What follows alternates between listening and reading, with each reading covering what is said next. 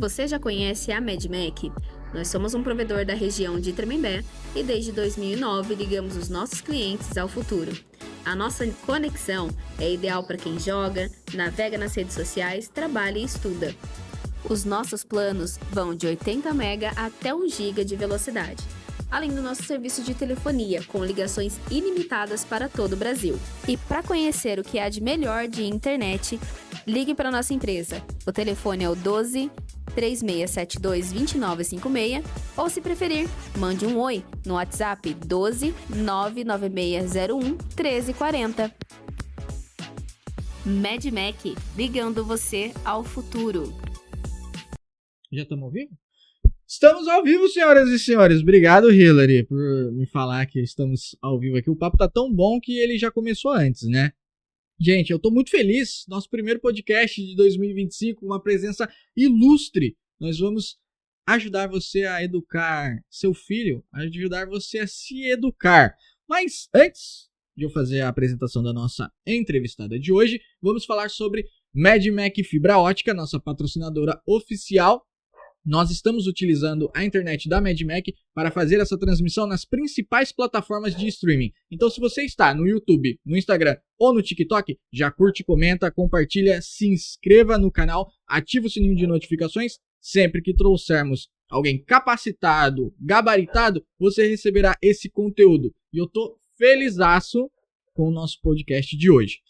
Então, vamos lá. Como eu falei, Márcia, se tiver algo errado, por gentileza, me corrija. Filha da senhora Florinda, nascida no Rio de Janeiro, frequentou o Colégio Marista São José, estudou psicologia na Universidade Gama Filho, no Rio de Janeiro. Ela é casada com Pedro Beltrão, que está aqui no nosso backstage.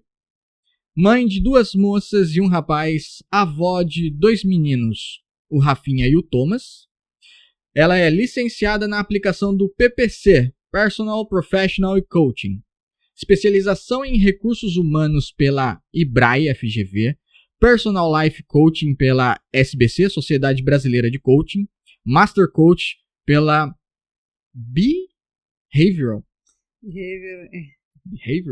Behavioral Coaching Institute e Trainer, licenciada pela SBC, certificação nos instrumentos de Assessment, DISC e Berkman, certificação em Alpha Assessment Coaching pela Worth Ethic Corporation, sólida experiência como coach executivo e empresários, mais de 12 mil horas na criação e aplicação de programas de desenvolvimento humano.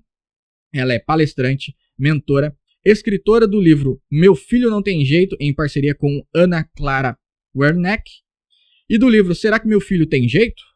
Ela é membro do BNI Referência em Taubaté, já visitou diversos locais do Brasil e de Portugal, já dividiu palco com o Jerônimo Temel, esteve no Talcast do meu amigo Thiago. Thiago, um abraço. Fundou o Real Coaching, que se transformou em Instituto de Crescimento Infanto-Juvenil, correto? Corretíssimo. Perfeito. Criadora do método Core Kids Coaching.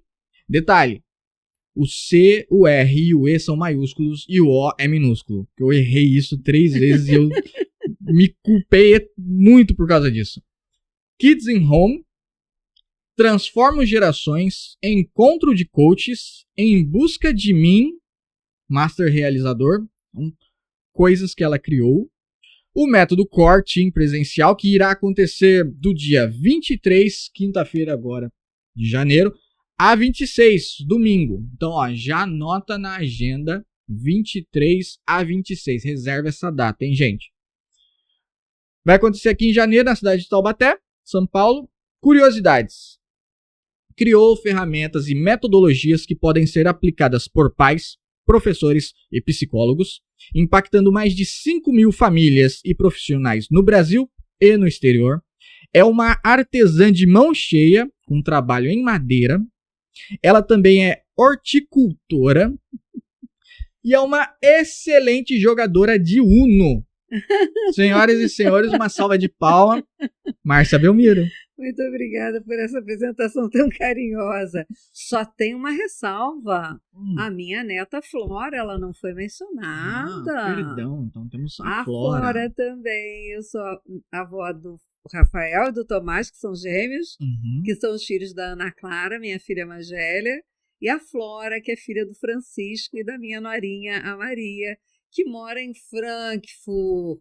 E eu morro de saudade, porque a gente fica muito longe. Só vejo assim muito raramente, né? Estivemos agora em novembro com ela, e agora não sei nem exatamente quando que eu vou estar com a Florinha de novo. Em breve, em breve. Então, gente, vocês já sentiram que ela tem know-how, gabarito, ela mãe, avó, uma mãe avó para ajudar você, empresário, empreendedor, a educar os seus filhos e a te ajudar a se educar também. Eu acredito que é fundamental, porque você passou e passa pelas principais etapas, né? Ser mãe e ser avó. Sem dúvida. Todas as pós-graduações que a gente faz, elas são importantes. Todos os estudos e pesquisas que a gente participa é fundamental, porque nos nutre intelectualmente, né? Cognitivamente, para a gente poder associar a ciência e entregar a ciência para quem nos procura. Mas a experiência de mãe, ela é indizível, de avó mais ainda, porque é uma experiência da prática, de tudo que a psicologia, de tudo que as teorias de comportamento nos ensinam. Aí, quando você vai para a vivência, para a experimentação, é fundamental, porque aí que você tem realmente o aprendizado. O aprendizado, e aí, deixa eu saber uma coisa, eu estou naquela câmera? Exatamente. Então de vez em quando eu posso olhar para ela? À vontade. Legal, porque eu gosto de falar com as pessoas. E aí eu estou falando mais com você, mas gosto de falar com as pessoas ali. Legal. E é importante a gente entender que, na verdade, é quando a gente experimenta, quando a gente vive, é que se consolida o aprendizado. Nenhum aprendizado se dá só no racional, só no cognitivo, mas é antes, quando a gente verdadeiramente experimenta, pratica, é que se dá a eureka. Agora eu entendi.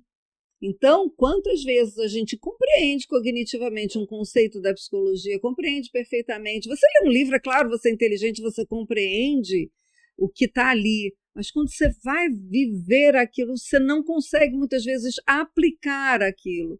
E essa aplicação é que faz com que o aprendizado ocorra.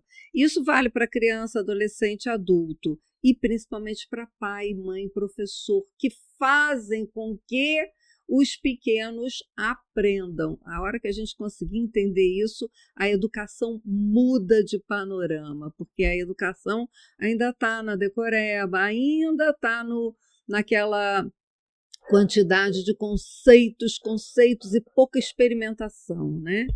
Eu sou adepta de toda a pedagogia de Paulo Freire, que traz mesmo ele fala de ensinagem, ele não fala de aprendizagem, ele fala da ensinagem, quanto é importante nós, ensinadores, sermos capazes de levar o ser que está em aprendizado a raciocinar, pensar e aplicar. E construir o próprio conhecimento. Bom, mas aí é uma outra história. Outro dia a gente fala de Paulo Freire. Mas não dá para não falar, né? A construção vocês já viram que é sensacional, certo? Mas tudo tem um começo e eu quero saber o seu. Então, nascida no Rio de Janeiro, em qual cidade você nasceu? Eu nasci na cidade do Rio de Janeiro mesmo. Sou carioca da gema, como a gente costuma dizer, né? Carioca da gema, nascida no Rio Comprido, que é um bairro muito próximo da Tijuca, do Catumbi, próximo ali ao atual Sambódromo, né? Eu nasci bem ali. E o Rio Comprido, ele era um bairro muito glamuroso, e você encontra diversos relatos na bibliografia machadiana. Então, Machado de Assis, ele frequentava os saraus da Rua Itapiru, que era uma rua bastante glamurosa no Rio Comprido. Depois, lamentavelmente, se transformou num palco de guerra, como quase todo o Rio de Janeiro, né? Mas... A esperança. Sempre. Né? Como que foi a sua infância? E eu tinha uma infância assim muito pacata. Eu nunca fui uma criança de muito subir, descer, correr. Eu sempre fui uma criança mais recolhida, mais observadora, e então eu era uma criança meio chata para os outros coleguinhas, né? Para mim eu era ótima, porque eu gostava de observar as pessoas, eu gostava de observar as coisas, eu era muito estudiosa, mas eu era muito tímida. Então, só quem é tímido é capaz de compreender isso que eu vou falar agora. Na sala de aula, eu ficava mais ou menos pela frente. E, às vezes, e naquela época, a sala de aula ficava em silêncio. Naquela época, as crianças ficavam em silêncio por opressão. Então, quando eu respirava mais fundo e alguém me olhava, eu já ficava ruborizada. Tão tímida eu era. Então, eu era aquela criança nerd, típica nerd, estudiosa, disputava o tempo todo com o Luiz Guilherme e o Márcio, se eles estiverem me ouvindo ao vivo, que estejam felizes e bem. Eu disputava o 100. E quando um tirava 99, tirava sarro um do outro. Éramos nós três, tirando notas altas. Então, era assim uma criança mais do estudo, das observações, menos da brincadeira, do corre-corre, não era meu estilo. O que para muitas pessoas é esquisito, né? Mas eu adorava ser do jeito que eu era. E é interessante porque você vive e experiencia coisas diferentes do que a maioria. Você tem uma competição saudável por alta performance. Desde muito cedo. Desde cedo. E não era imposto, até porque meus pais, eles eram semi-analfabetos, então não havia uma imposição da casa, que às vezes até pode haver, não era o caso. Então, eu tinha esse interesse por minha conta. Mas eu tinha um grupo de colegas e amigos de rua. E era gostoso, porque a gente brincava, às vezes, de amarelinha, aquela brincadeira de quantos passos. E a gente tinha algumas brincadeiras, mas eu logo me cansava. Eu gostava mesmo era de ficar lendo, né, em casa. E a sua adolescência? Como é que foi a sua adolescência? A adolescência foi muito bacana. Eu acho que ela foi mais interessante até do que a minha infância, porque na adolescência eu tive a oportunidade de ter contato com os irmãos maristas. E eles foram, assim, grandes formadores. Como eu disse, a minha família era uma família de pessoas pouco ricas culturalmente. E eu tinha essa sede cultural. Então, entrar no Colégio Marista era inviável para mim, porque nós não teríamos condição de pagar. Então, eu disse para minha mãe e para o meu pai assim, vocês pagariam só um mês de curso para mim? E aí eles disseram, bom, a gente vai pegar dinheiro emprestado, a gente paga esse curso para você. E eu passei as minhas férias de dezembro, janeiro, fevereiro inteiro estudando e fiz um curso de um mês. E passei em primeiro lugar e consegui uma bolsa integral no Colégio Marista São José, que era tudo que eu queria era estudar lá. Porque eu já conheci algumas pessoas de lá e eu tinha uma conversa intelectual e de conhecimento que me atraía. Eram pessoas que estavam no entendimento cultural que eu desejava estar. Lembrando que não existia internet, né, Marcelo? A gente, se tivesse internet, não haveriam as barreiras culturais. Hoje, qualquer um tem acesso. Num clique, você entra no Louvre. Num clique, você tem acesso a todas as melhores bibliotecas do mundo. Não era isso. Existia a Barça. Alguém já ouviu falar na Barça, enciclopédia? E não se podia, eu não podia ter a Barça. A Barça era mesmo inacessível financeiramente para mim. Então, estudar no Colégio Marista foi muito importante para mim, porque eu pude desabrochar culturalmente, eu pude desabrochar espiritualmente, foi muito rico. Embora a minha família fosse espiritualmente muito rica, somos de um berço católico, praticante, Então, embora nós fôssemos assim espiritualmente muito ricos, eu entendi que com os irmãos maristas eu tive a oportunidade de crescer também espiritualmente. E aí foi incrível, porque eu participava de festival de poesia, festival de autos. Então, eu encarnei a Nossa Senhora do Alto da Compadecida. Ariano Suassuna, para mim, era incrível naquela ocasião. Enfim, foram vivências, experiências de shows de rock, de shows de música, de gincanas culturais que eu agradeço muito a cada irmão marista que passou pela minha vida. Em especial, quero fazer aqui honra à memória do irmão Aleixo e do irmão Hugo Davis. Foram duas, irmão Gentil Paganotto. Foram os 3 grandes irmãos maristas, assim, educadores, na essência da palavra educadores. Nossa, foi tão legal lembrar isso. Obrigada, Marcelo, pela pergunta. Me fez me remontar a um momento muito feliz da minha vida. É interessante saber a história, porque essa é a construção. Você é a mulher que você é hoje devido à sua história, à sua trajetória. E nada melhor do que relembrarmos essa trajetória, né, para as pessoas elas terem essa noção de quem é Márcia, como você chegou aonde você está hoje, impactando mais de 5.000 famílias. Esse resultado não veio do nada, né? Essa é uma construção interessante de ser feita. E eu te pergunto, você se destacando intelectualmente, culturalmente, perante sua família, como que foi para você isso?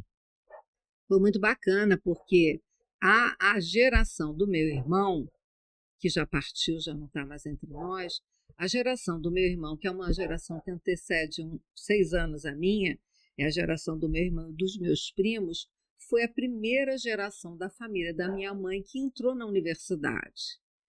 Então, eu não fui a primeira desbravadora de entrar numa universidade. A minha geração, já não foi. Mas, assim, praticamente, porque foi na minha família que o meu irmão que entra para a Universidade Federal do Rio de Janeiro para fazer o curso de Engenharia Química. E aí eu entro depois para fazer Psicologia. Pode parecer tolo, mas isso dentro de uma família empobrecida culturalmente faz uma diferença muito grande. Gera, assim, uma admiração, gera, assim, uma credibilidade. Isso é muito, muito bacana. Então, minha mãe me valorizava muito, meu pai valorizava muito o fato de eu estudar psicologia. E foi muito interessante, agora eu estou me lembrando, que, na verdade, eu não queria inicialmente fazer psicologia, eu queria fazer serviço social. Meu pai virou para mim e falou assim: mas minha filha, você vai ser uma assistentezinha social, que nem essas mocinhas bobinhas por aí. Você conseguiu chegar na faculdade, você vai fazer... Papai, eu amo ajudar as pessoas, não importa, eu quero fazer para ajudar as pessoas. E comecei a cursar serviço social na UFRJ, desculpa, na UERJ, eu passei para a UERJ, na Universidade do Rio de Janeiro, fazendo serviço social, e passei para Psicologia na Gama Filho. E aí deu burnout, não segurei a onda, pifei. E aí eu tive que escolher. E aí eu realmente, a essa altura, eu estava completamente apaixonada pela psicologia. E falei, papai tinha razão. Não que a serviço social seja menor, não é essa a razão, ele não tinha essa razão. O serviço social é espetacular e admiro imensamente todas as assistentes sociais. Quisera ter sido uma. Mas a psicologia, ela abraçou mais dos meus interesses em termos de ajudar pessoas, né? Nesse período que você estava cursando, qual foi a maior dificuldade que você enfrentou? A questão cultural, a amplitude cultural que muitas pessoas já tinham, e embora o Colégio Marista tenha me aberto um leque fantástico, ainda assim eu às vezes sentia dificuldades, principalmente no estudo da filosofia, porque a psicologia ela vem da filosofia. Então, compreender filosofia, estudar os filósofos, compreender as formas de pensar diferentes e não obrigatoriamente conflitantes, isso é uma base fundamental para o psicólogo, né?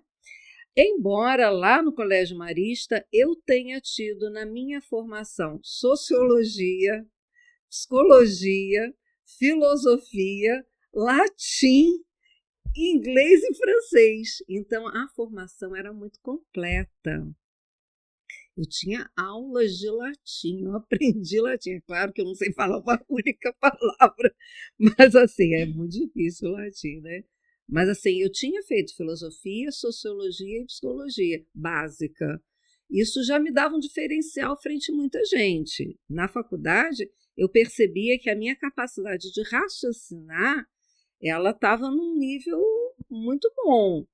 Ainda assim, era difícil para mim abstrair. E a psicologia exige isso, que você abstraia muito, porque senão você fica muito preso à sua vidinha.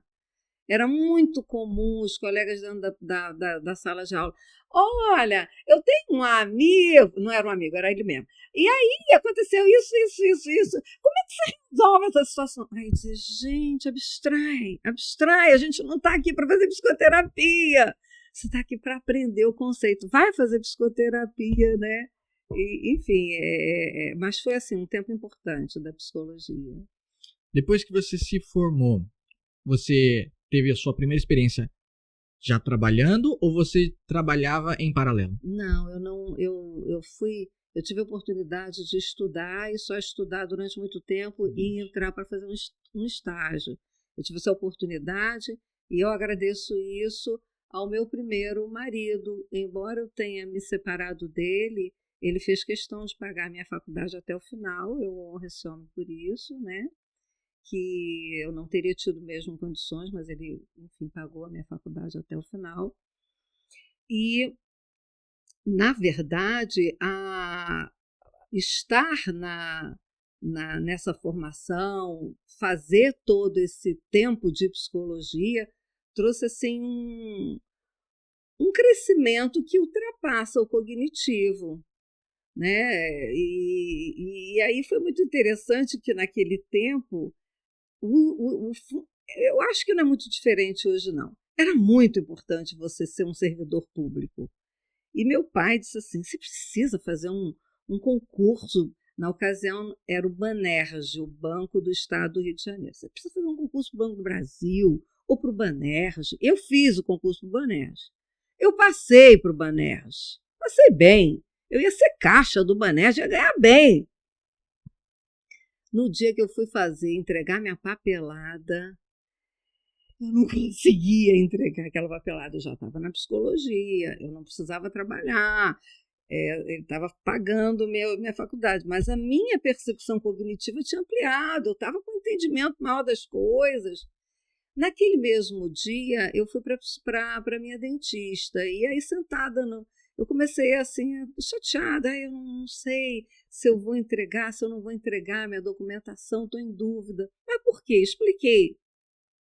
Porque eu queria trabalhar em psicologia. Ela falou, olha só, a próxima cliente, depois de você, ela trabalha no Recursos Humanos do Banco Itaú, ela vai entrar aqui agora. Eu falei, hein? E aí eu fui apresentada a ela. E aí ela falou, olha, eu tenho uma vaga assim de estágio, só que é sem remuneração. Digamos assim, talvez eu fosse ganhar, não sei quanto que era o salário, que eu não vou lembrar agora, mas vamos imaginar que fosse lá uns 8 mil reais valor hoje. Uhum. Era eu trocar 8 mil, troca seus 8 mil por estágio não remunerado, sim ou não sim? Foi meio assim, sabe?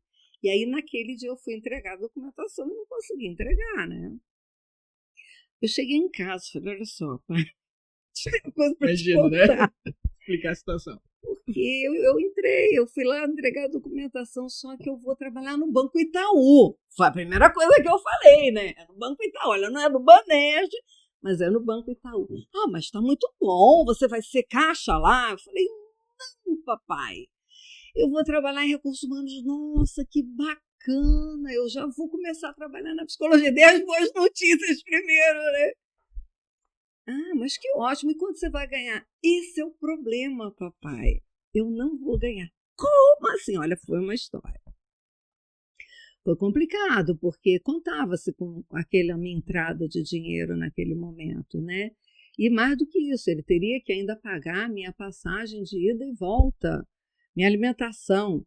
A sorte é que o Banco Itaú, mesmo para o estagiário não remunerado, eles tinham uma política muito bacana de alimentação. Então, a gente tomava café da manhã e almoçava. Era a minha comida do dia, Marcelo. Café da manhã, almoço, às vezes tinha lanche. Era um pãozinho com manteiga, um cafezinho com leite, era ótimo, né? Então, eu tive a alegria de dizer que o meu emprego primeiro foi em psicologia. E eu honro a Marilena, que foi a minha gestora, a minha primeira mentora em psicologia, e a Regina, que também foram duas pessoas espetaculares, que me ensinaram tudo que eu comecei a aprender na prática de seleção de pessoal, de aplicação de testes, de condução de dinâmicas de grupo. Foi importantíssimo, né? Uma coisa que me chama a atenção é o fato de você ir ao dentista, certo? Ter um bom relacionamento com o seu dentista ao ponto de você abrir a sua vida e ela olhar para você e falar, eu tenho uma solução. Eu tenho uma solução. Networking. Um bom network. A próxima pessoa que vai entrar talvez seja a sua porta de entrada. E realmente foi. Né? Você saber se articular ali para se apresentar, a conversa em si, uma oportunidade veio e você agarrou. E uma outra coisa é a coragem de você se manter firme nos seus princípios. Isso. Tipo, eu acredito em mim, foi para isso que eu estudei e é lá que eu quero estar, executando aquilo. Trocar 8 mil por nada, por uma experiência, né? Você só vai ter bagagem, experiência. É desafiador, não é qualquer pessoa que consegue. Não é fácil você tomar essa decisão. E a Marilena, ela começou a gostar da minha forma de atuar, ela me deu algumas responsabilidades importantes, então eu tive a alegria, a honra de fazer o levantamento e a nossa tabela, a primeira tabela brasileira do teste psicológico G36, que era um teste de intelectual que a gente fazia para identificar, principalmente quando a gente estava procurando líderes no mercado, e a gente não tinha uma tabela brasileira, a tabela era toda americana. Então, eu me meti numa sala com quilos e pilhas de testes e fiquei durante um bom período fazendo todo o levantamento estatístico, que foi um aprendizado para mim espetacular. Né? As pessoas dizem assim, você fica lá, nossa, eu estou aprendendo tanto. E aí aprendi muito. Depois ela me deu outra tarefa, ela confiava no meu trabalho, né? Ela me deu outra tarefa importante, que era conduzir as dinâmicas de grupo. Ela via que eu conduzia isso com facilidade e gostava, e a gente conseguia tirar bons candidatos nas dinâmicas de grupo. Então, foi mais uma responsabilidade, até que a Coca-Cola me oferece um estágio remunerado. Estamos evoluindo, não é? Aí estamos subindo a régua. Então, menino, uma Coca-Cola me oferecendo assim, alguém fala daqui, fala dali. Aí eu fui falar com Marilena, eu já estava no estágio não remunerado há mais de um ano. Falei, Marilena, amo o que faço, venero estar aqui, sou gratíssima, mas preciso ganhar dinheiro. E a Coca está me oferecendo um estágio remunerado. Ela, não, a gente vai arrumar uma vaga, estágio remunerado, a gente vai arrumar. E Marilena conseguiu uma vaga remunerada e eu ainda fiquei um bocado de anos no banco, até me formar. Quando me formei, o banco queria que eu desse continuidade, mas aí eu comecei a ficar muito voltada para a clínica. Tinha muito interesse em fazer a clínica psicológica e a parte mais de escolar. E aí também foi outra tomada de decisão importante, largar o Banco Itaú, espetacular, uma grande casa, com muita alegria. Eu trabalhei naquela instituição seríssima, muito aprendizado mesmo.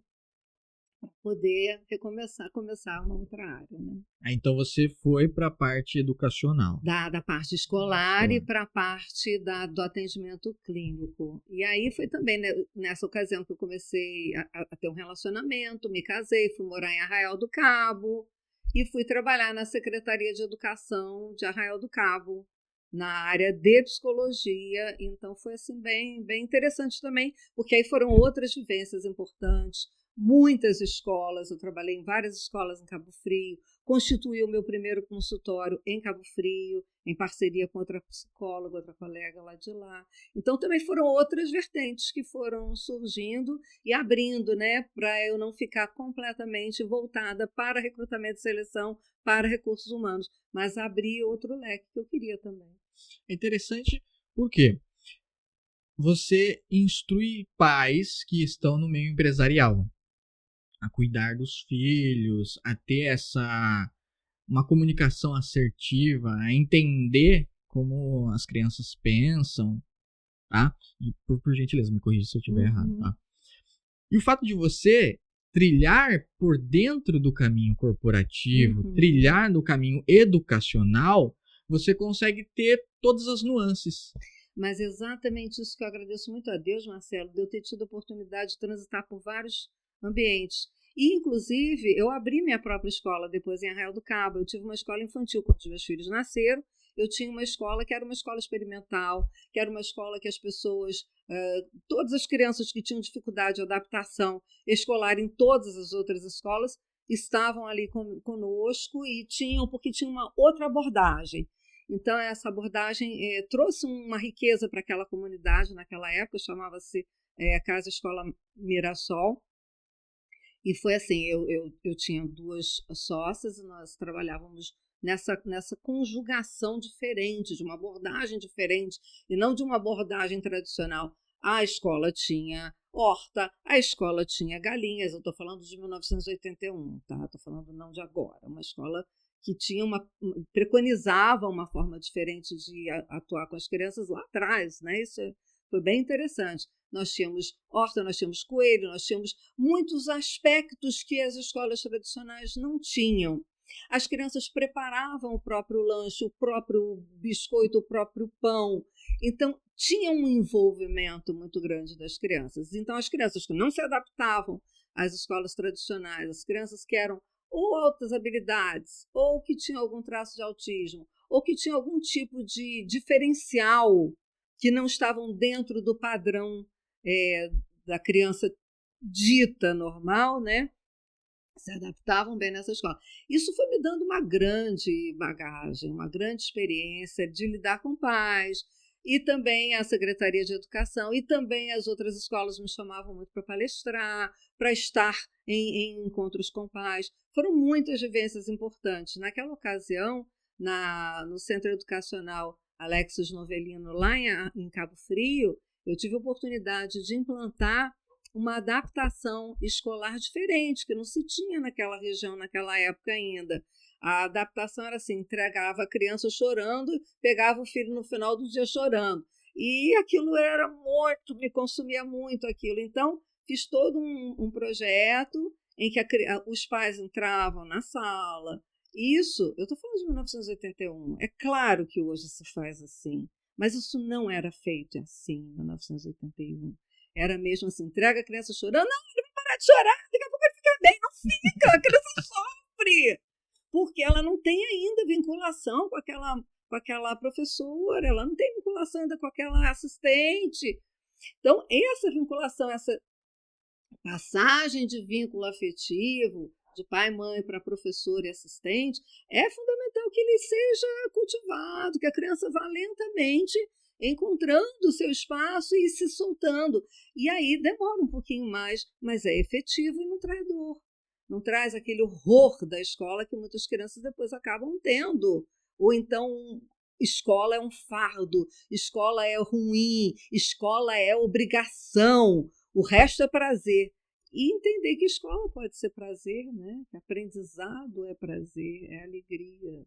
Né? Não sei nem por que eu cheguei aí, não. Mas ensinar dessa forma, acredito que seja uma das melhores opções, né? E o que você falou eu acho muito interessante. Também por um período onde um pensamento disruptivo. Uhum. Você ir numa vertente a qual você acredita, colocar as crianças em contato com a natureza, coisas que normalmente só vê em livro e ficar trancado dentro de 4 paredes. Ali não, você tem uma vivência maior. Aí eu te pergunto. Sim, eu vai lá. lembrei porque que a gente chegou lá. Porque você estava falando justamente dessa vivência ampla Isso. que me deu condições de atuar depois. Porque quando eu termino esse ciclo em Arraial do Cabo, enviuvando, eu enviuvei com 27 anos, eu tinha um filho com o Francisco, estava com 8 meses, e a Ana Clara ia completar 2 anos. E aí, meu marido morre, foi bem traumático, bem difícil. Eu volto a morar na cidade do Rio de Janeiro, volto a morar dentro da casa da minha mãe já com 2 filhos, então foi bem complicado essa readaptação ao Rio de Janeiro. Volto para o mundo corporativo, volto para a Golden Cross, a assistência de plano de saúde, né? Uma grande amiga de adolescência, também psicóloga, era na ocasião a gerente de recursos humanos, a Priscila Magalhães. E aí a Priscila me convida, eu peço a ela e ela aceita meu pedido e me acaba me convidando, né, para estar lá, fazendo parte da equipe dela. Então eu volto para o mundo corporativo, só que a bagagem de escola, a bagagem de vivência com família, a bagagem de vivência com criança, com um professor, ela ficou. E isso só vai se juntar, Marcelo, em 2015. Olha que interessante, porque em 2015 eu pego junto toda essa bagagem escolar, essa bagagem clínica, a bagagem corporativa com o coaching e crio o método Core. É interessante que é justamente quando eu estou no auge do meu atendimento aos executivos em grandes corporações, principalmente fazendo psicoterapia e coaching, muitas vezes era psicoterapia, outras vezes era coaching, é que eu começo a perceber a dor de muitos desses executivos na relação com seus filhos. E dói mesmo, cara, porque eu sei como é o mundo corporativo, ver de dentro. Depois eu fui trabalhar no Banco Nacional. Enfim, eu sei o que é o mundo corporativo. Você tem hora de entrar, não tem hora de sair. E aí o pai e a mãe que tinham horário para ir lá na reunião, quando vê a reunião a essa altura já acabou. Aí ele entra numa culpa, num desespero. Como eu compreendo essa dor desse pai, dessa mãe? Porque não é que ele não queira estar lá, é que é muito envolvente, muito corporativo. E quando você vê, você está... Eu, muitas vezes, dentro do Banco Nacional, com 2 filhos, só que minha mãe cuidava deles, eu estava dentro da casa da minha mãe, de volta no Rio de Janeiro. Então, muitas vezes eu ia trabalhar, eu trabalhava no centro do Rio de Janeiro, minha área ficava bem no centro do Rio de Janeiro, e aí eu de lá ia direto para Belo Horizonte. No meio do dia eu tinha uma reunião que eu tinha que ir para Belo Horizonte, não havia muita questão das videoconferências, elas começam a existir depois, né? Então eu ia para Belo Horizonte, de lá eu já tinha que no dia seguinte ir para São Paulo, só que eu estava com a roupa do corpo, então a CIA era a minha salvação, né? Tome de comprar lingerie para trocar no dia seguinte, uma blusa e usar mesmo jeans, no dia seguinte tá já indo viajar. Então, o mundo corporativo é envolvente e você acaba mesmo deixando, muitas vezes, de lado aquilo que não pode ser deixado de lado. Porque o tempo de vivência, de crescimento de uma criança, de um adolescente, é único. Não dá para ser daqui a pouco. E é claro que eu compreendia isso e eu muitas vezes me sentia extremamente culpada e sofria com isso, assim como eu compreendo o quanto os executivos sofrem com isso. Eu fui encontrando diversas estratégias, diversas formas de lidar com isso. Passado um tempo, eu já não estava mais no Banco Itaú, eu já era autônoma, trabalhava mesmo prestando serviços em consultoria de recursos humanos em diversas empresas, e algumas vezes eu viajava para Manaus, passava lá 15, 20 dias dando cursos na LG, na Gillette, na Tecnos, em diversas empresas lá do núcleo de industrial lá na... não era Gradiente, não, era uma outra, esqueço o nome. Era uma qual era o nome, hein? Não, na Gillette eu já lembrei. Mas, enfim, eram várias empresas lá. O CIAM era o Centro das Indústrias do Estado do Amazonas. Eu ia sempre pelo CIAM. E aí, naquela ocasião também, DDD era caríssimo, Marcelo. Então, o que eu fazia? Eu chegava no aeroporto de Manaus, já comprava um monte de cartões postais. E todo dia eu enviava um cartão postal para as crianças. Porque são estratégias que a gente pode encontrar. É claro que eu acredito que eu tenha feito falta muitas vezes, em algumas reuniões, em algumas apresentações das crianças, ou enfim, e muitas vezes eu me vi ausente, mas não ausente da vida deles, ausente fisicamente. Esse é um ponto que eu queria trazer muito hoje, que a gente pudesse ajudar esses executivos, porque eu sei a dor que eles vivem, sabe? A ausência física, ela não precisa ser acompanhada da ausência emocional. A gente pode estar presente emocionalmente, mas aí a gente vai conversando aí um pouquinho mais para frente. Né? Perfeito. O fato de você estar envolta nesse meio, ter esse know-how e ajudar as pessoas, você pegou e falou que você sintetizou tudo isso no método CORE, certo? Sim. Como ou quando deu esse estalo do tipo, vou pegar tudo e vou colocar em um curso, em um e-book? Como que surgiu isso? Foi mesmo por uma questão de necessidade. Imagina você, eu sendo contratada pela Queiroz Galvão para atender os executivos lá, sendo contratada pelo Inmetro para atender os diretores do Inmetro, no meio de uma sessão de psicoterapia, no meio de uma sessão de coaching, toca o celular, o telefone, a secretária entra, olha, está tendo um problema lá na sua casa, porque fulano... E ele desesperado, ela desesperada.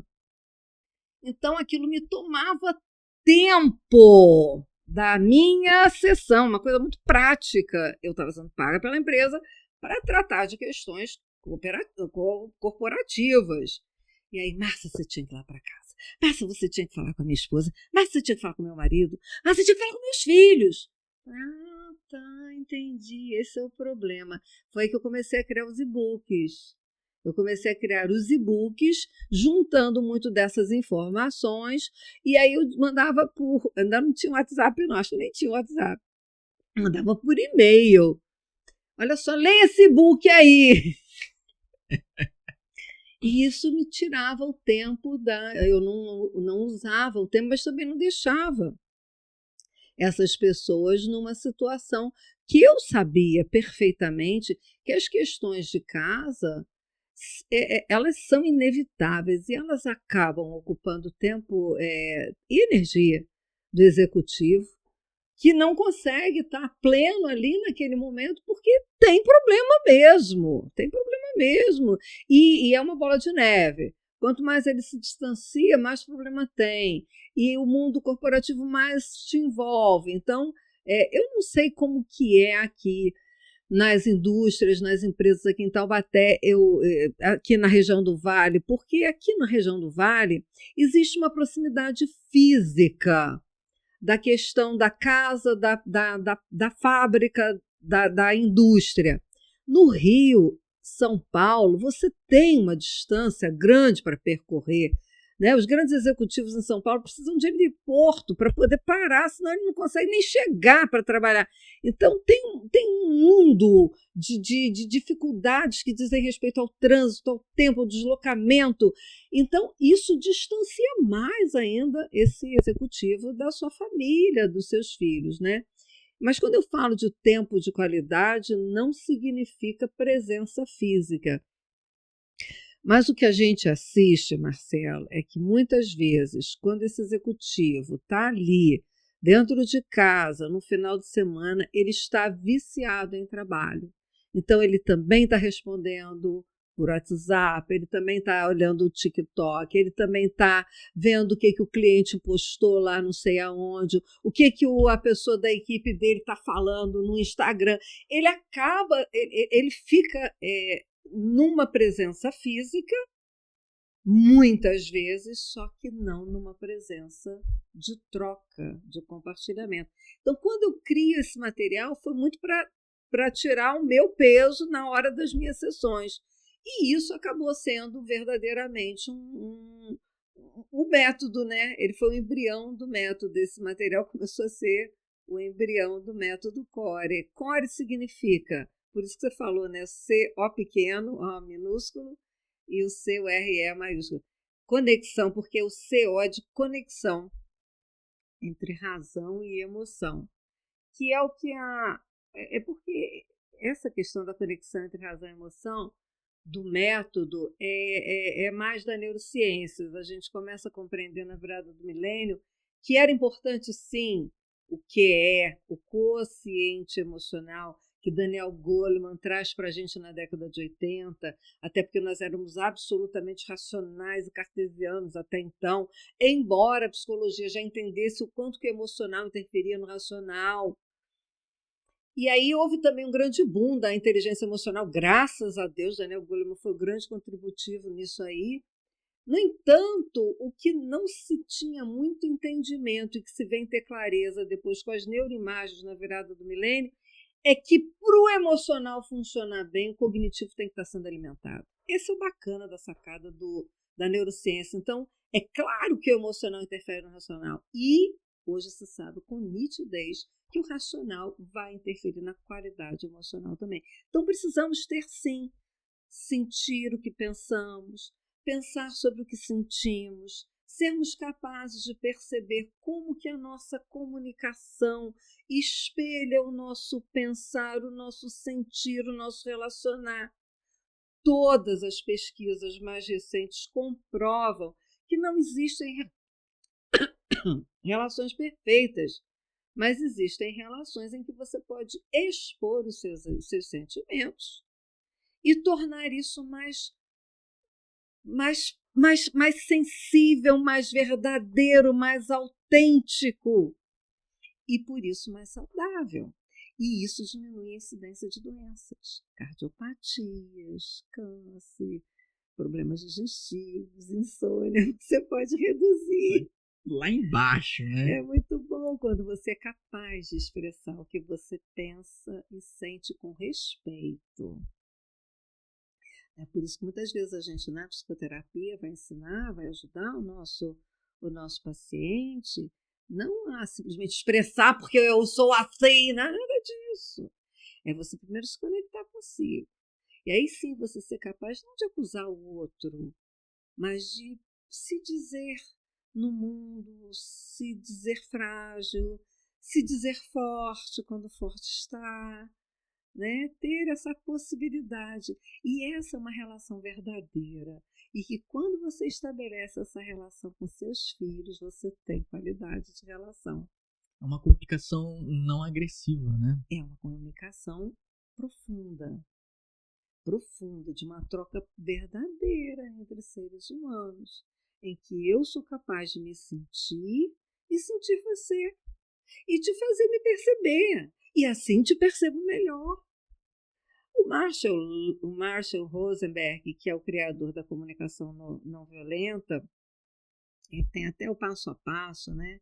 E a comunicação não violenta que você mencionou agora, a comunicação suave, você falou como é? Não agressiva. Não agressiva, não deixa, me fez lembrar da não violenta.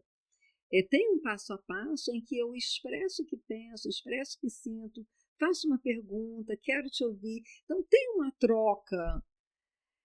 A hora que a sociedade conseguir se relacionar assim, acabou as guerras, você está entendendo? Exatamente. Porque o mundo corporativo, ele nos pressiona de tal forma e que, por muitas das vezes, quem ocupa altos cargos tenta se blindar de certas situações. Talvez as pessoas até não saibam se comunicar, se expressar de determinada maneira, galga cargos por meritocracia, por indicação, ou o que seja, mas na hora de responder isso, não tem esse discernimento. E transfere isso para dentro de casa. E é lá e é cá, porque o dentro de casa vai para o trabalho vai para dentro de casa, e assim fica sem embolada. E aí as frustrações de um lado ecoam no outro e fica nessa embolada mesmo, né? Então vamos lá. O método CORE, certo? A solução, ou boa parte ali, desse problema. O empresário ele chega para você, como que você vai orientá-lo ao passo a passo do método? Uhum. O principal do método é o autorreconhecimento. Começa na pessoa, né? Eu digo que esse é o grande calcanhar de Aquiles do método, porque ele requer que você primeiro se olhe, se perceba, se veja, se observe. Inclusive, se observe na sua própria infância, na sua própria adolescência. Hoje você me levou à minha infância e minha adolescência, muito obrigada por isso. E é isso mesmo, é levar, muitas vezes, a inclusive solucionar situações que ficaram muito mal equacionadas lá atrás, com a sua família de origem. Eu vejo com muita frequência, Marcelo, muitos pais que não dão conta, mas eles estão repetindo padrões dos seus pais, padrões esses que eles recusaram na época que eram crianças ou adolescentes, mas eles reprisam. E é muito interessante que às vezes a gente reprisa esses padrões negando o padrão. Vou dar um exemplo, né?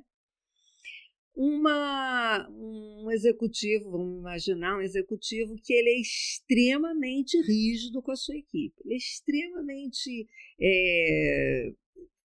normativo, as coisas não podem sair, ele é inflexível, ele traz, por um lado, isso tem uma vantagem para a empresa, muitas vezes, né? Porque as coisas saem certinhas, mas você tem um turnover muito grande, você sangra na carne, a sua equipe está sempre em estado de tensão, sempre tem lá e tem o cá, né? Isso não é muito diferente em casa.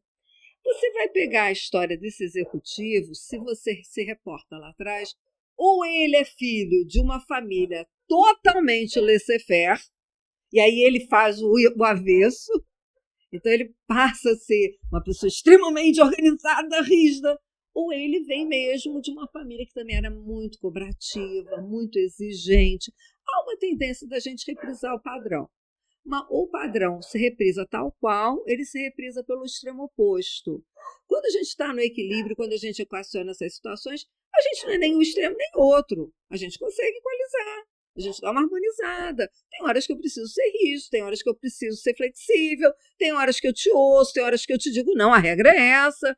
Então, é natural que quando você se harmoniza, quando você não está harmonizado, você vai para os extremos. E nem sempre o extremo é o repetitivo idêntico. Muitas vezes o extremo é o repetitivo oposto. É biruta, né? É interessantíssimo, porque normalmente você não quer repetir padrões. E você, por muitas das vezes, você nem sabe que você nem dá conta. Tá nessa situação. E é interessante ter alguém, um método que te mostra, que traz clareza Sim. ao que está obscuro. Você se olhar, isso aí eu acho sensacional. Normalmente a gente, principalmente para quem é pai, né? Me corrija se eu estiver errado, por gentileza. A pessoa ela quer solucionar o filho. Não, dá um jeito no meu filho.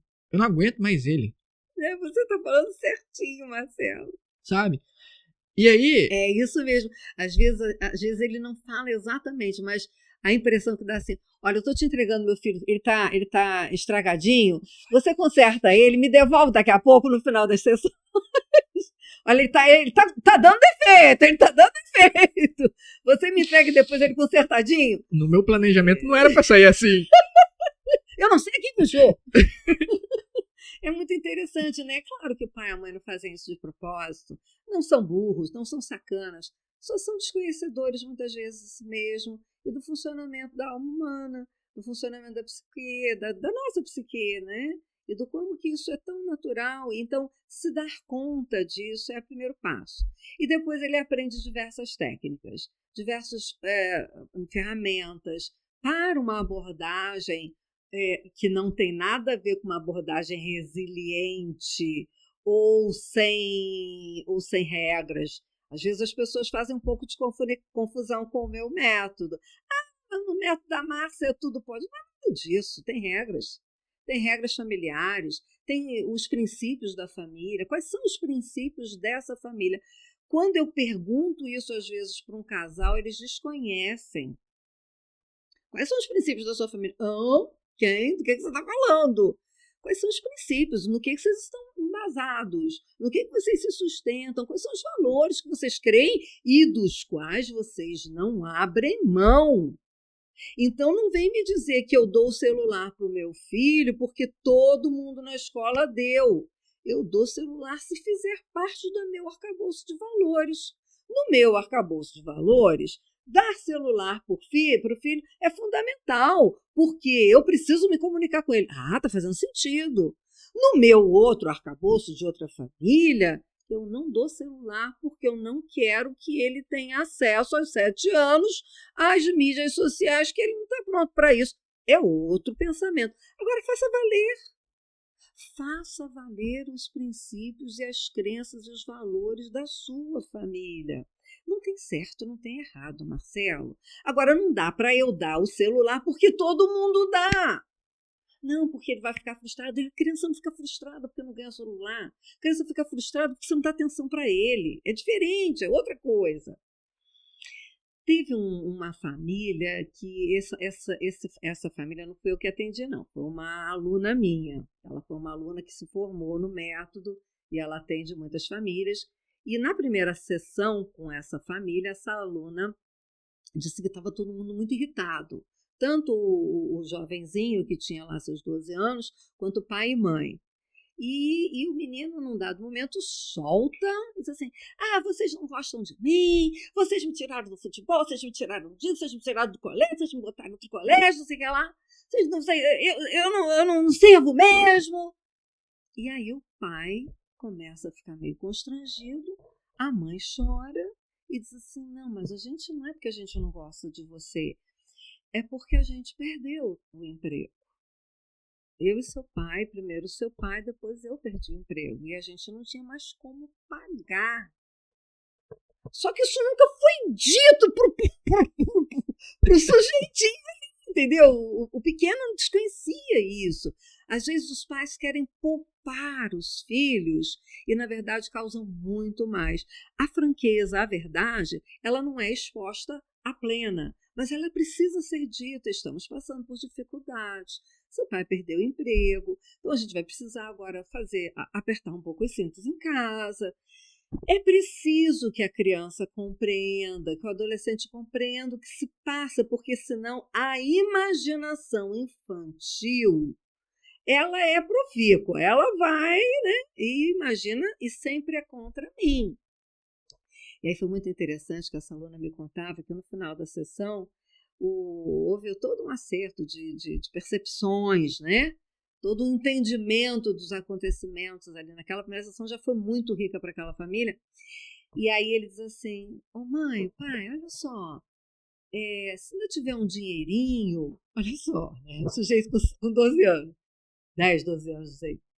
A gente podia sair daqui hoje, passar no mercado, comprar uma Pringles, ir para casa e assistir um filme juntos no sofá. Tudo que essa pessoa queria era uma Pringles no sofá de casa assistindo um filme junto.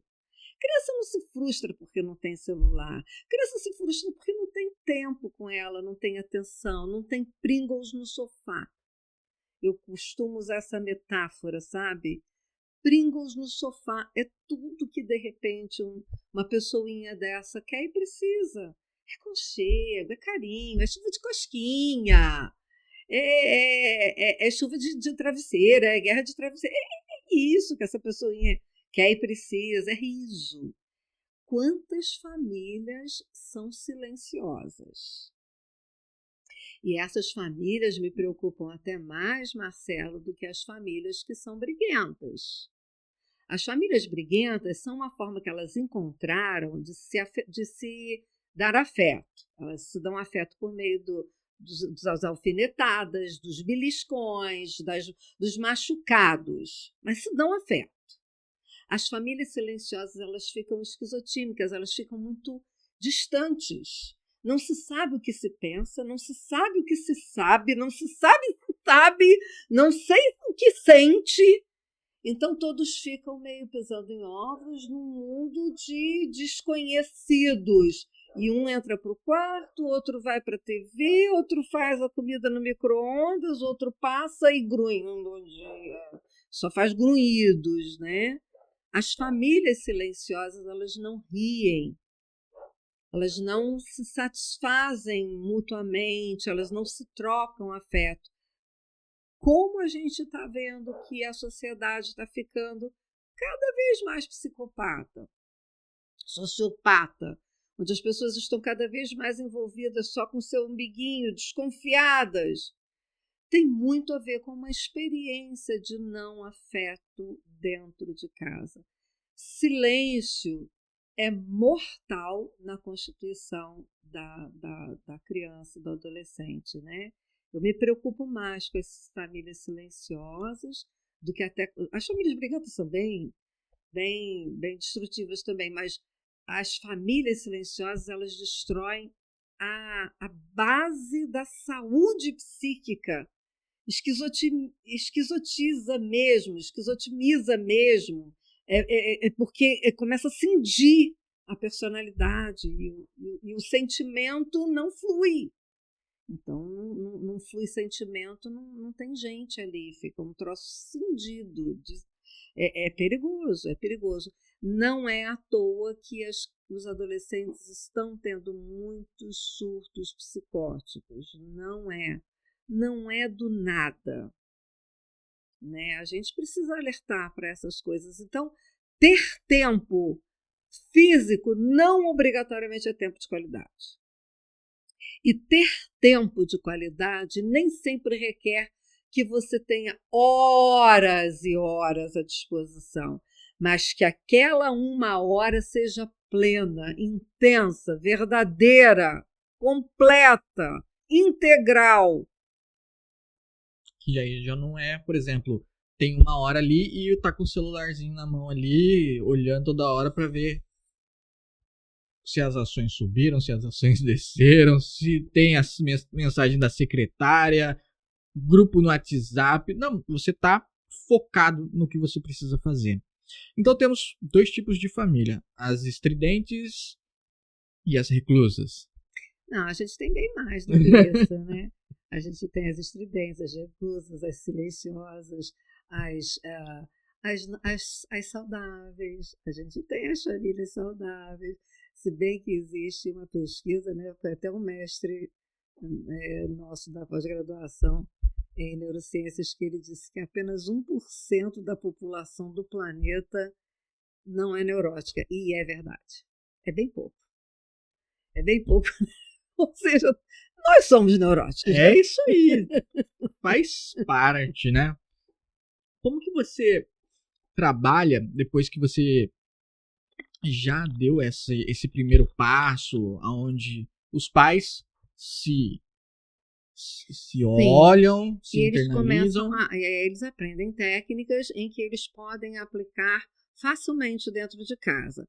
Muitos dos nossos alunos começam a fazer o curso para aplicar em casa. É bem comum para aplicar em casa com filho, seja criança ou adolescente. Num dado momento, alguém da escola chama: o que está vendo? Que fulano está mais feliz, que fulano agora não briga tanto, que fulano agora está mais responsável.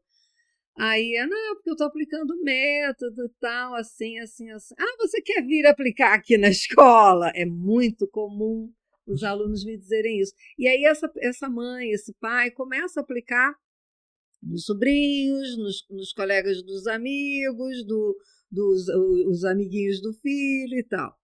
E acaba se transformando numa profissão, e uma profissão bem rentável. Eu tenho alunos hoje que só vivem de atendimento a crianças ou adolescentes e ganham muito bem por isso, né? É possível ganhar bem por isso, porque a demanda é grande, né, Marcelo? E aí, eu sou psicóloga, E eu respeito muito o profissional da psicologia, porque eu sou um deles, né?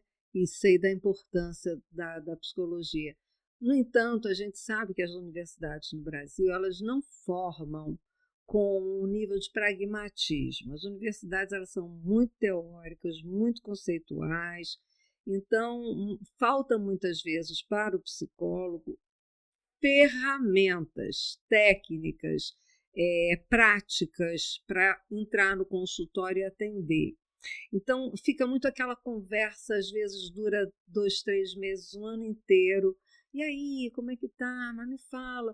Mas você acha que poderia ser diferente? Mas você não acha que poderia ser de um outro jeito? O psicólogo meio que tateando para conseguir tirar alguma coisa da criança, do adolescente e ajudar essa criança a ser adolescente. Mas muitas, às vezes, assim, muito faltoso de recursos práticos, de ferramentas práticas que acessem mais rapidamente a criança e o adolescente. Então, não surte efeito. O que a gente tem ouvido com muita frequência, e eu ouço isso com lástima, eu ouço isso até com uma certa dor. Crianças que não querem mais passar com psicólogo. Crianças, adolescentes dizem, eu não vou mais naquela psicóloga, porque lá a gente não fica falando nada, ela fica querendo que eu fale, eu não sei o que é para falar.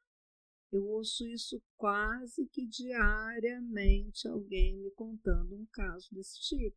Então, a gente tem um preparo do profissional da psicologia, não estou dizendo que todo profissional é ruim, Deus me livre, não estou falando nada disso, mas, infelizmente, a gente tem um profissional muito tradicional, muito dentro do que a faculdade prepara, que é muito essa questão do diagnóstico, entender o porquê que a criança está agindo daquela maneira e dizer para o pai e para a mãe, olha, ele está agindo assim por causa disso, por causa disso, por causa disso, vocês precisam fazer isso, isso e isso, só que este tipo de abordagem, se ela funcionou um dia, ela não funciona mais hoje.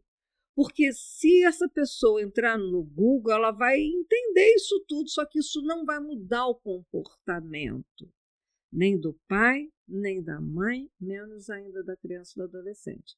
Então, quando o método ele tem uma abordagem baseada na maiêutica socrática, que é o quê? Levar a criança, o adolescente, o pai, a mãe a uma autopercepção.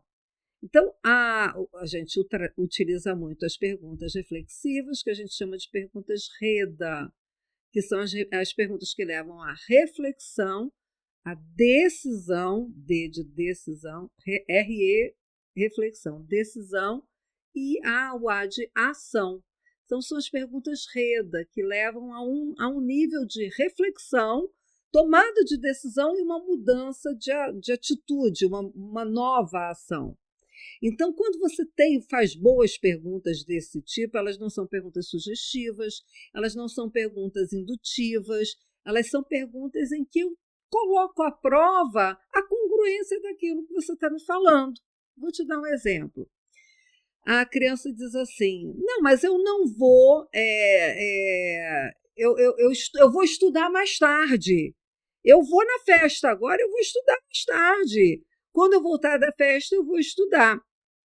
Aí, quando eu sou um pai, que eu sei fazer uma abordagem diferenciada, eu digo assim, meu filho, me conta quais foram as vezes que nós fomos para a festa e depois que você chegou da festa, você estudou.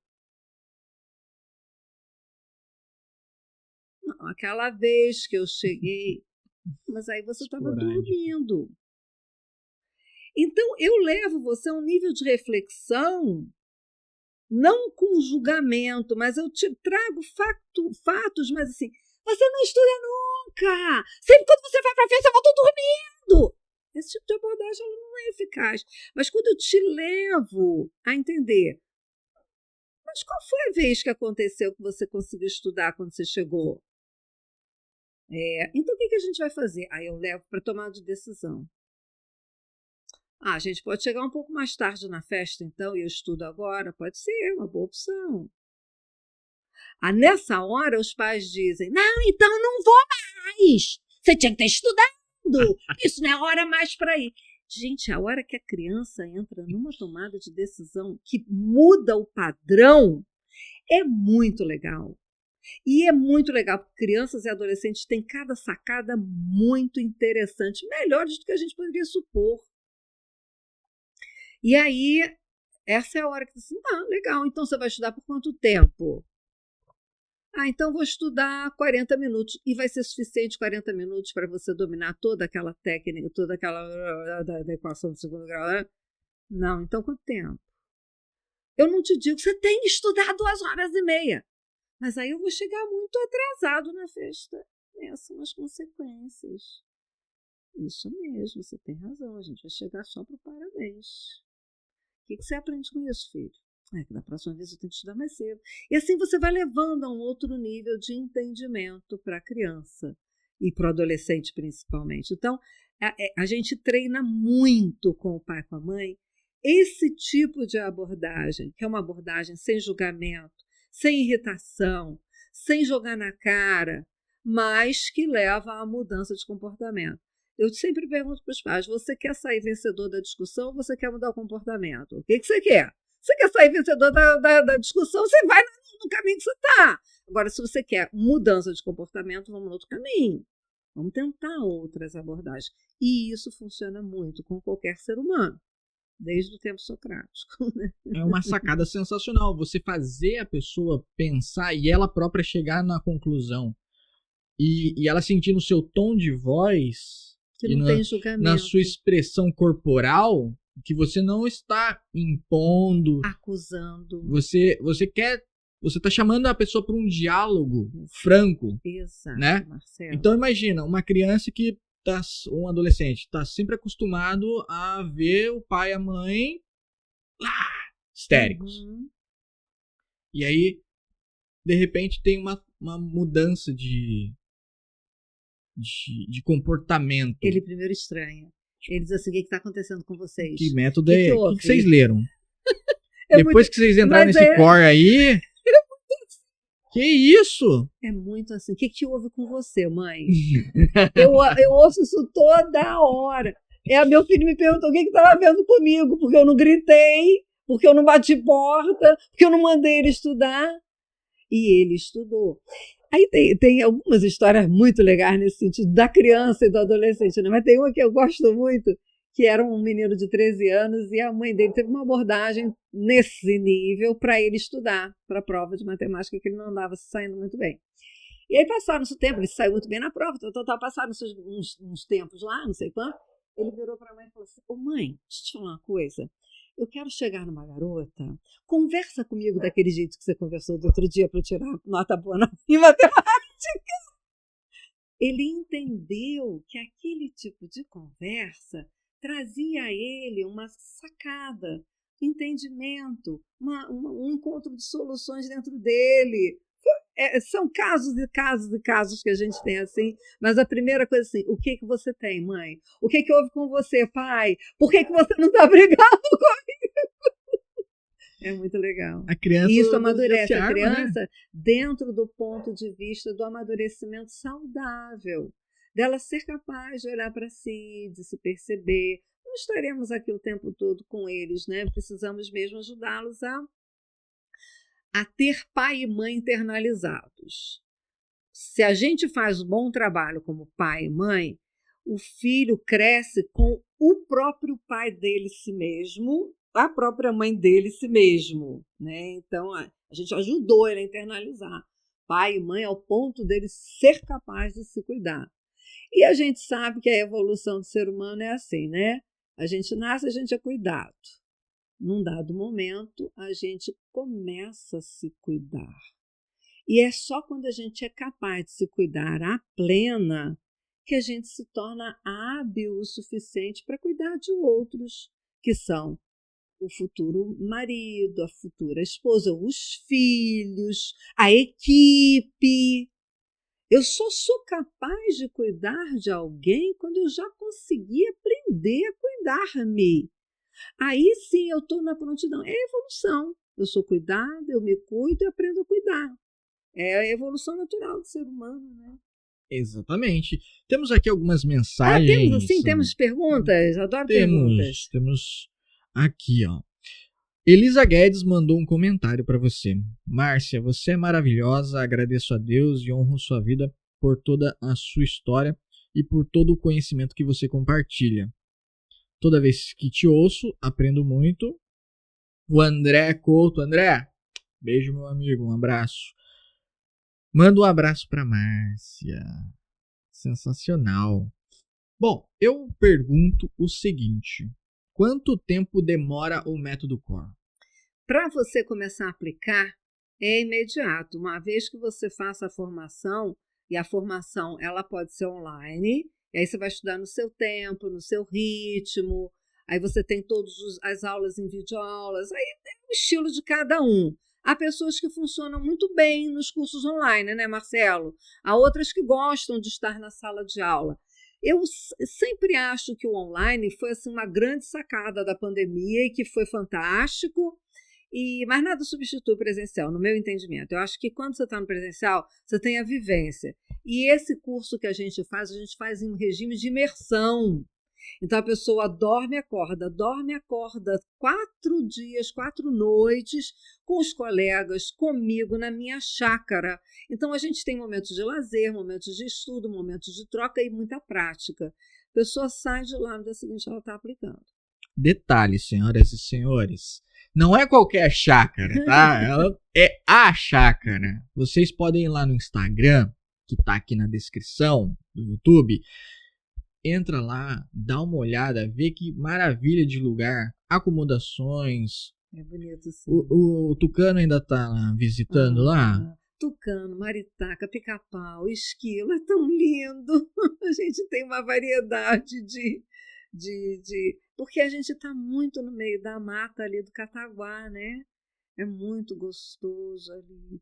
E aí a gente também está fazendo bate-papo na piscina, a gente está o tempo todo aprendendo e ensinando, só que de uma forma muito agradável. Mas tem as horas de aula mesmo, que aí senta na sala de aula, tem sala de aula também, né? Mas só que a gente procura sempre usar o espaço externo para as atividades. Isso enriquece o aprendizado, isso consolida mais facilmente, porque fica marcado pela experiência agradável, né? Seja do sol, seja da sombra, seja daquele ambiente que sempre favorece o aprendizado. É o que eu aprendi lá na Mirassol, eu continuo aplicando. Exatamente. Para quem está aqui desde o começo, ela está replicando a primeira escola, colocando os adultos agora num ambiente onde eles têm contato com a natureza, com os animais que eles vêm visitar. Então pensa, não é qualquer lugar. Não é qualquer lugar. O animal é inteligente, só vai em lugar onde tem prosperidade. Muito gostoso lá. Quantas turmas acontecem? Nós fizemos a primeira turma em Lisboa. Nós temos uma aceitação muito boa em Portugal. Temos muitos alunos em Portugal. É uma alegria para nós quando a gente chega lá. Eles ficam sempre pedindo para eu viajar, para ir para lá. E a primeira turma do TIM, na verdade, aconteceu em Portugal. Nós temos lá a Inês Sotomayor, que é a nossa representante. E aí nós já tivemos aqui no Brasil 2 turmas. Estamos indo para a terceira agora no final de janeiro. E estamos com uma agenda que, mesmo que você não possa ir agora no final de janeiro, procura pela gente, porque a gente já está com uma agenda do ano de 2025. Então, a cada 2 meses você vai ter um horário, uma agenda que alguma delas, é lógico, vai se encaixar, né? O preço é muito acessível porque, como a gente não tem custo de hotel, a gente sai daquela coisa de coffee break de hotel que costuma ser muito caro, aluguel de sala. Então, a gente consegue customizar muito esse preço. Então, a pessoa tem 4 dias de aula, 5 dias de hospedagem, alimentação completa, ela não precisa levar nem roupa de cama, nem de banho, ela tem tudo assim bem gostoso, muito lazer, muita atividade noturna, que eu não conto por nada, porque é surpresa. Um monte de atividades legais que aceleram o aprendizado, né? Imagina você fazer, vou dar só uma dica, imagina você de noite fazer reflexologia. É uma delícia você fazer massagem nos pés, né? Então a gente tem assim várias atividades noturnas que favorecem, que o dia seguinte seja um aprendizado mais consolidado ainda. E aí, se as pessoas quiserem ter informação de valores, essas coisas todas, como é que elas fazem? Elas clicam onde? A gente vai colocar aqui depois o link, depois você passa pra gente, o link para elas ou já entrarem direto para fazer a aquisição, saber mais, ou então entra no Instagram, que no Instagram tem lá certinho. Eu não sou muito boa nessa coisa de marciabelmiro.com.br/contato. Muito bem. Beleza. Então depois você bota isso na descrição, coloco por favor. Vagas. São quantas vagas por turma? Isso é outra coisa legal, porque são 12 vagas por turma. Então, é legal porque eu posso dar uma atenção muito, muito particular. Não sou eu que dou o curso sozinha, sempre tenho 2 trainers que estão comigo, que são 2 alunas, que estão formadas já há muito tempo, preparadas por mim, que hoje só vivem de atendimento no método e têm fila de espera e ganham muito bem por isso. E elas têm muita prática, então elas me ajudam na aplicação, porque são muitos dias de aula, né? E é legal porque aí tem uma diversidade também de experiências. Então são 12 vagas, é bem legal porque fica aquela turma gostosa. Eu acho que o número 12 deveria ser o número de todo... É o número dos discípulos de Jesus, Cristo, né? Então eu acho que é o número perfeito. A sala de aula não podia ter mais do que 12 pessoas, porque você realmente consegue ouvir, ver, perceber cada aluno no seu aprendizado, né? no seu ritmo. Isso é bem legal. Vamos lá, Márcia. Aonde você se vê daqui a 1 ano? Daqui a 1 ano eu me vejo cada vez mais contribuindo com as famílias, porque eu acho que é o ponto nevrálgico da nossa sociedade nesse momento, é o ponto nevrálgico do mundo, da humanidade, é a família. E isso eu já venho percebendo há muito tempo e cada vez fica muito claro que é ali aquela base que precisa ser muito cuidada, muito acarinhada, muito preparada para trazer seres humanos para o convívio na escola, o convívio no trabalho, o convívio na igreja, nas comunidades, enfim, de uma maneira saudável. Começa ali naquele berço. Então, eu me vejo continuando a trabalhar com as famílias. Só que eu sou inquieta. Então, eu não consigo me ver fazendo a mesma coisa. Então, eu já estou criando novas formações, novas técnicas. Graças a Deus, apesar dos 68 anos, eu tenho muita saúde mental também, e uma vivência assim, de experiências que me foi permitido ter ao longo da vida, e que não dá para enterrar esse negócio todo. Tem que deixar essa quantidade de aprendizado aí no mundo, né? Então, eu estou criando mais coisas, preparando mais coisas, estou escrevendo o próximo livro já também. Excelente! É muita coisa que eu vejo fazendo ainda pela frente. É bom você compartilhar do seu conhecimento, e conforme você vai absorvendo cada vez mais conhecimento, né, novas técnicas vão surgindo, certeza, você não fica estagnada naquilo, né? Tá sempre ali se desenvolvendo, trazendo coisas novas.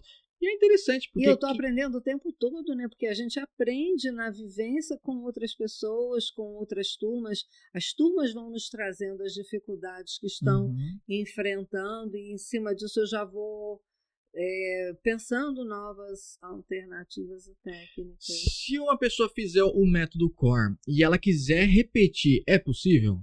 Como assim repetir? Por exemplo, vamos supor que eu me inscrevo, certo?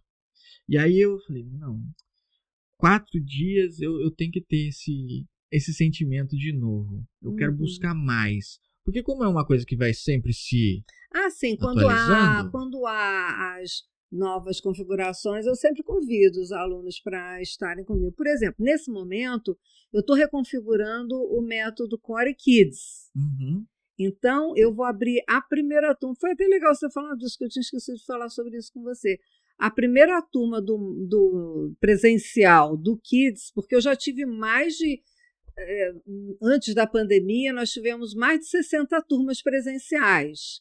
Nós fazemos muitas turmas presenciais do método Kids, de criança, para atendimento de criança. Então, a gente fazia turmas, às vezes, no final de semana estava tendo 2, 3 turmas, uma em Belo Horizonte, outra em Fortaleza, outra lá em Florianópolis. Acontecia, assim, 2, 3 turmas no final de semana.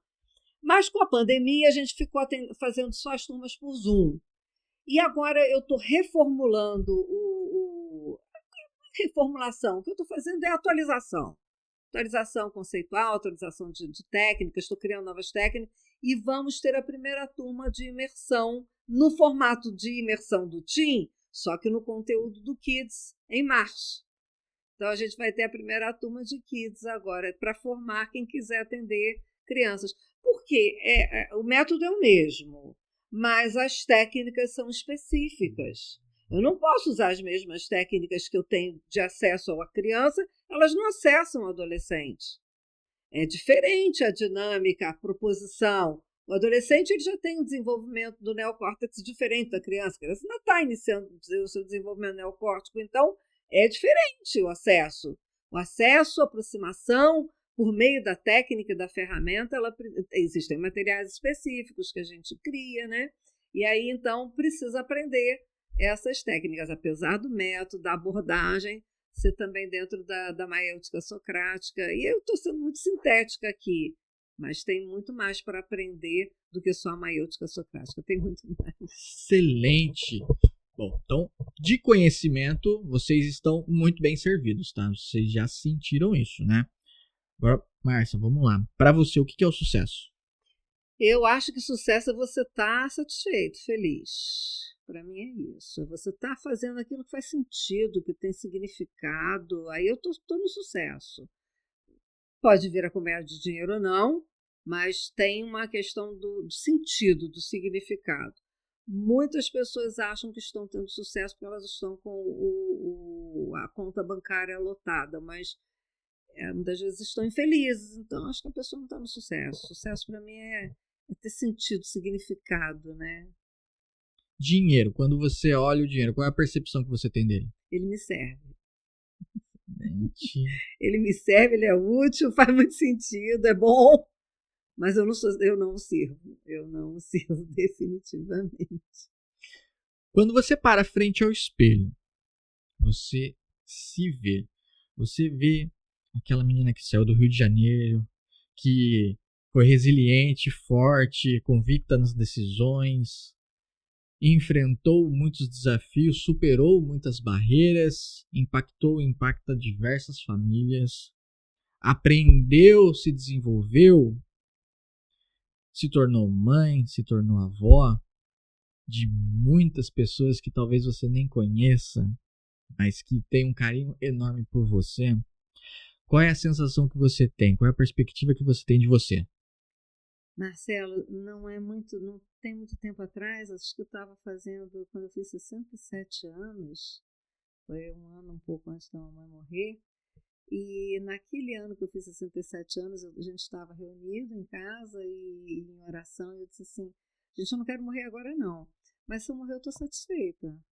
É uma sensação de plenitude, é uma sensação de realização, de que Deus me deu a graça, verdadeiramente, sem eu merecer, verdadeiramente, eu não me sinto mesmo merecedora, mas Ele me deu essa graça de poder juntar um monte de coisa que eu pude aprender e usar isso em prol do bem-estar de tanta gente. É uma coisa que eu costumo dizer, né? Ninguém deixa de fazer o meu curso porque não tem dinheiro, imagina. Isso é um problema menor. Né? Então, sempre a gente vai encontrar um jeito. E se você não puder pagar, você também vai fazer o curso, você está entendendo? Isso é fato.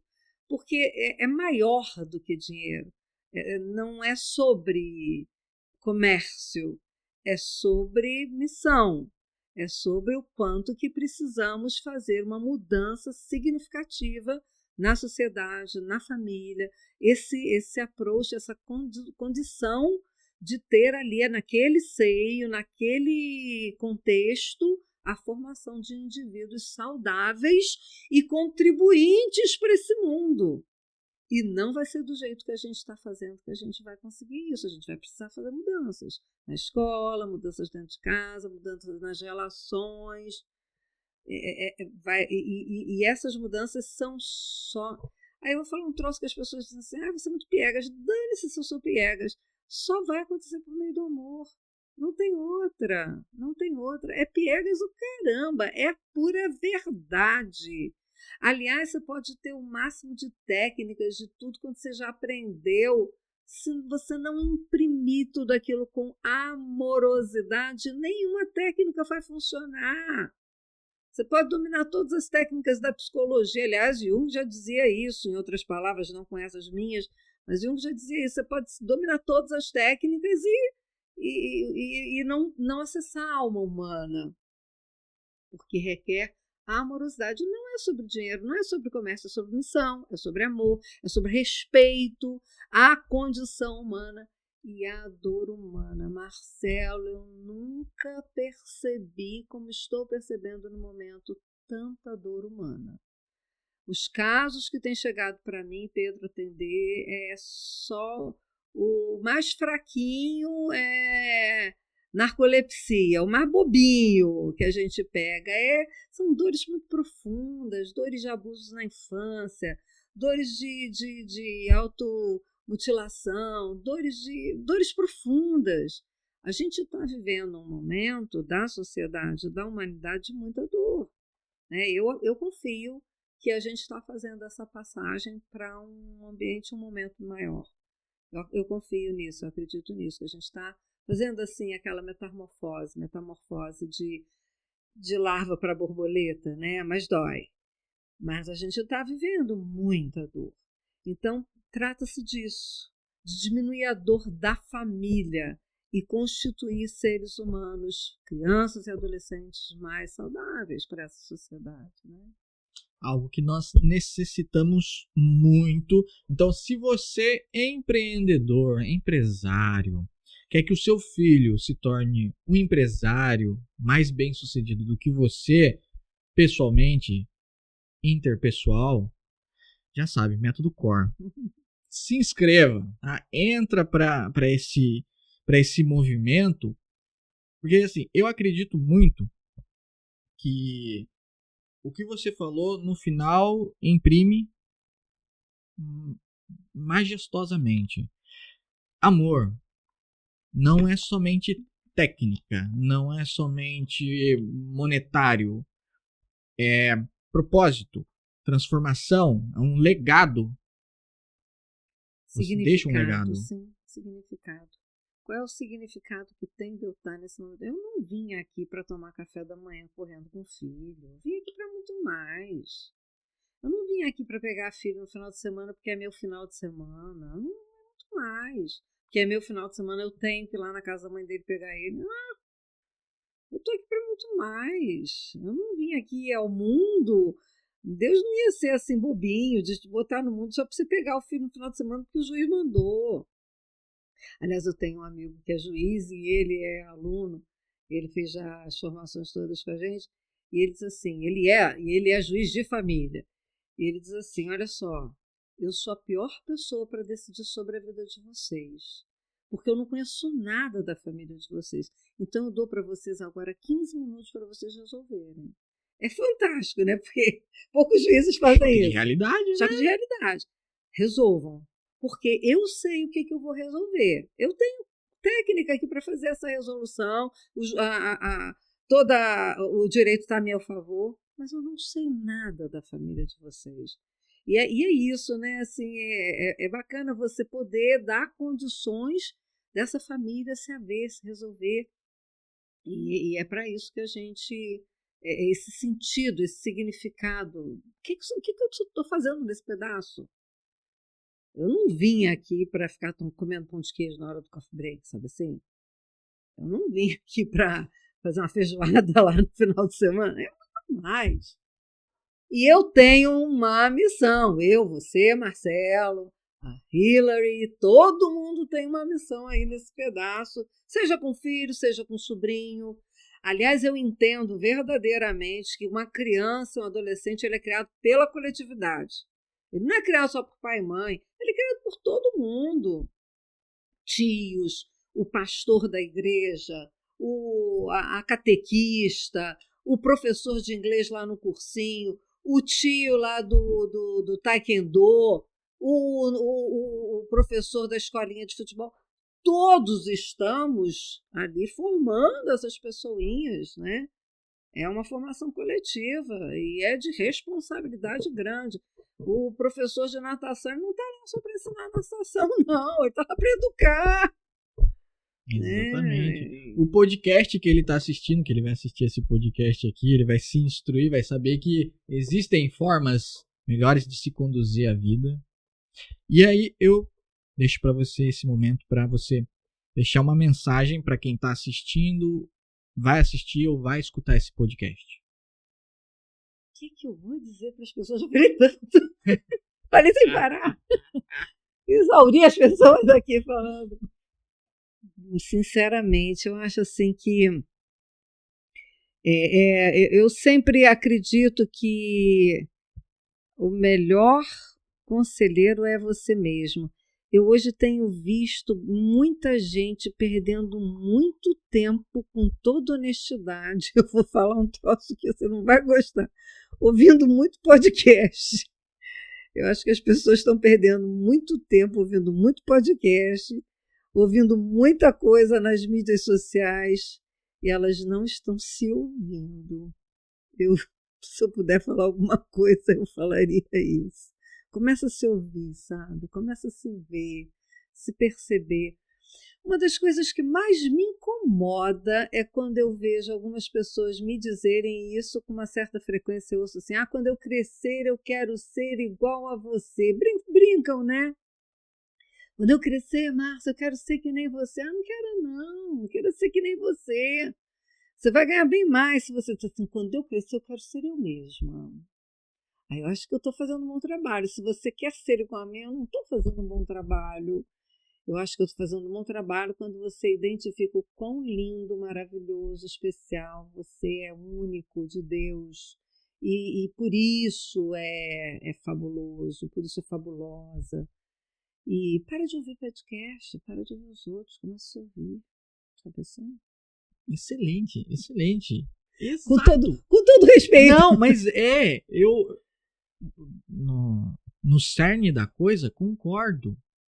Porque a gente veio fazendo essa construção, a pessoa tem que ela se ouvir, se conhecer, para ir além.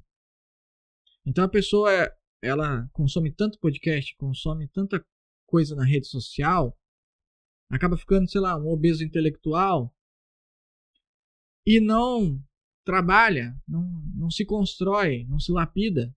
É muito isso mesmo, Marcelo. O que me ocorreu agora quando você me fez essa pergunta, que você não combinou comigo. É muito isso sim, sabe?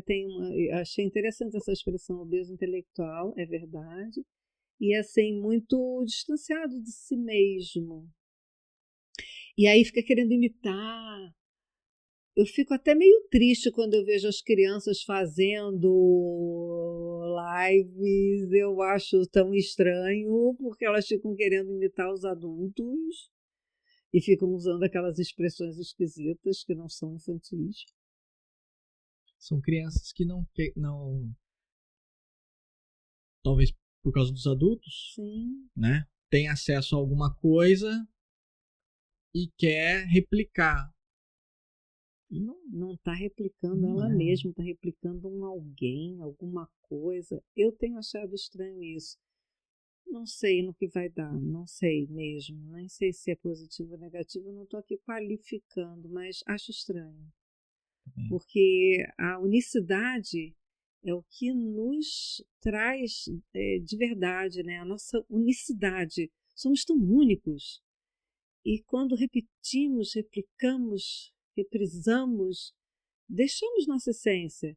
E nós somos contributivos no mundo porque somos uma única essência, linda, divina, específica, ninguém igual. Nem na expressão digital, nem na expressão fisionômica, nem na expressão verbal, nem na forma de construir. Não vai ter IA que vai conseguir fazer algo melhor que nós, cada um e na sua individualidade e no conjunto coletivo. Não vai ter IA que vai ser capaz de ser melhor do que nós, porque nós estamos em processo contínuo de evolução, né? E como é gostoso o processo. Uhum. Árduo, nem sempre é fácil, muito desafiador por diversas vezes, mas o processo, ele... Melhor do que a chegada é o caminhar, né? Exatamente. E falando sobre caminhada, caminhamos para o final deste podcast. Eu agradeço primeiramente a Deus por ter colocado mais uma pessoa altamente capacitada à minha frente. É muito bom poder aprender com quem trilhou e trilha caminhos que tem dentro de si força, que externaliza conhecimento, que faz a gente pensar, expansão mental, sabe?